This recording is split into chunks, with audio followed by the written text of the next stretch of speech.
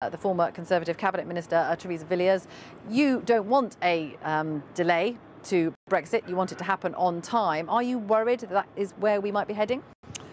I think a delay would exasperate many people. I hear again and again from people, regardless of which side they voted, that they just wanted to get on with it, to get this sorted. A delay would prolong the uncertainty. It doesn't actually resolve things. What we need is for the government and the EU to engage on the alternative arrangements to the Northern Ireland backstop set out in the Malthouse Compromise. They're workable.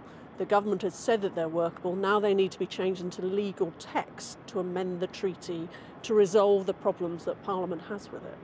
Although it sounds as if the alternative arrangements are being pushed to the future relationship, do you think that the government has asked for the withdrawal agreement to be reopened? Have you heard that that's what they're asking for?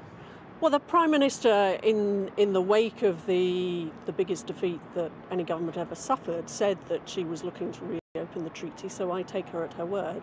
I believe that's what she is trying to do, and it will need to be changed in order to turn around that defeat. But the Prime Minister did manage to secure a majority in favour of the so-called Brady Amendment, which emphasised that if we do replace the Northern Ireland backstop with other arrangements, which don't lock us into being the EU satellite, taking their rules without a say over them, if she can deliver on that, then that's a lifeline to getting this deal through Parliament. We all want to have a deal, we all want to be able to support one, we just can't support the draft withdrawal agreement in its current form. If that doesn't happen and we're heading to a no-deal scenario, Parliament has made it very clear, hundreds of MPs have made it very clear, that they are willing to vote for something that would give Parliament the power to reject that scenario. There are many people, including some in the Cabinet, who simply will not sit by and let a no-deal Brexit happen.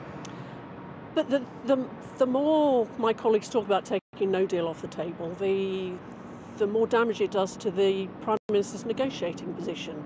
That is one thing that will make it far more difficult for the Prime Minister to get the changes she needs if the EU feel that there are no circumstances in which we could walk away on WTO terms. So, and my other concern about postponing Article 50 and extending the deadline is that, you know, these are procedural devices which are really motivated on the part of many people to try and stop the implementation of the referendum results. I think that would be regrettable for democracy. But it isn't just them now, is it? There are some others in your party who would say they are Eurosceptics themselves, they are Brexiteers, they would call themselves.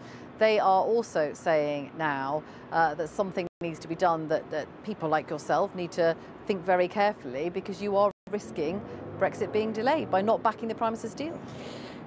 The best way to get is to get a deal through, and the Malthouse Compromise brought together the two wings of the Conservative Party to back a sensible set of pragmatic proposals dealing with the Northern Ireland backstop and also ensuring a managed exit from the EU.